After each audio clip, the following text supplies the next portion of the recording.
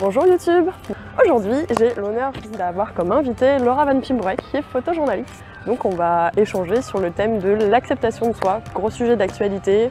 C'est parti. Tu travailles dans le photojournalisme, tu dois être souvent confronté à des sujets d'actualité et l'acceptation de soi, ça en fait partie, autant pour les femmes que pour les hommes. Qu'est-ce que tu as pu relever ces temps-ci sur ce sujet?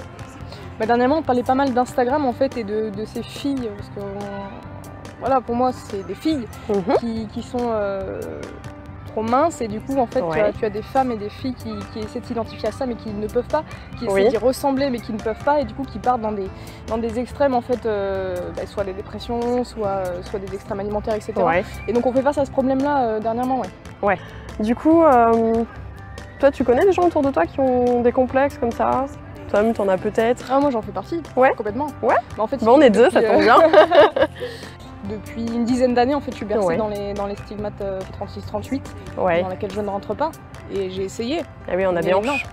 On est des femmes, on n'est pas des enfants, c'est bizarre. Hein, c'est un combat en fait de fond. Le combat entre toi, ton miroir.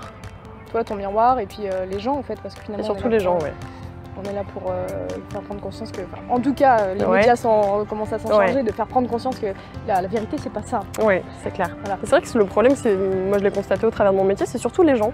Parce que de soi à soi, qu'on ait un petit bourrelet qui dépasse, on s'en fiche complètement, mais c'est plutôt l'autre que ça va déranger. Et nous, ça nous dérange parce que ça va déranger l'autre. Alors que nous, ça ne nous dérange pas de nous à nous-mêmes. Mais tout est affaire de comparaison de toute façon. Tout à fait.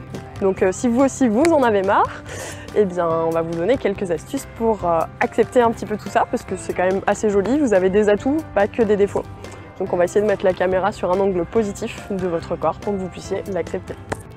Est-ce que vous pensez que pour avancer dans vos projets, il faut avoir une certaine estime de votre corps? Donc, astuce de coach.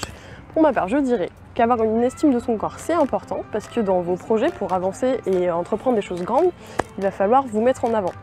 Et c'est pas toujours simple, parce qu'on a peur d'être jugé, on a peur d'être rejeté, et le plus facile pour les autres, c'est quand même de s'attaquer à des détails physiques, parce que c'est concret, c'est matériel, et c'est facile.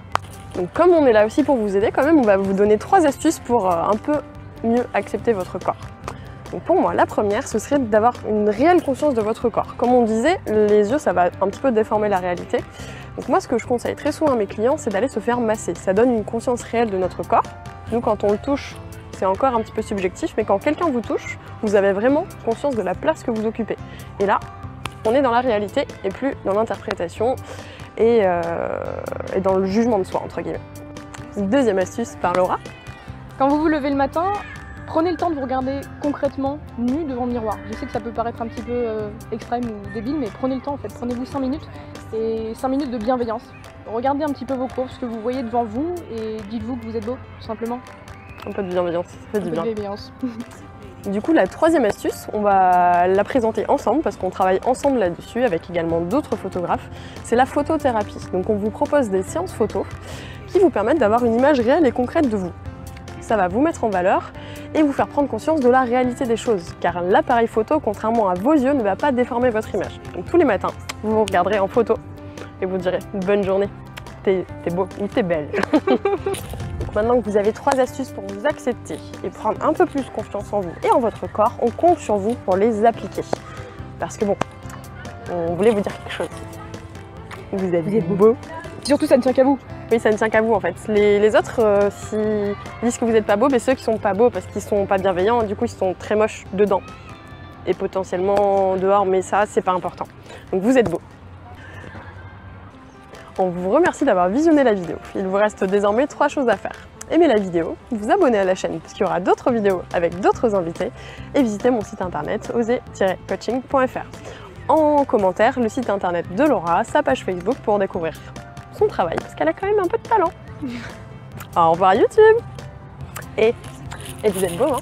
Et j'ai bafouillé, donc on recommence. Je dois parler comme ça ou pas? Quel est toi ton... Gros bêta, je fais... Il vous reste désormais 3...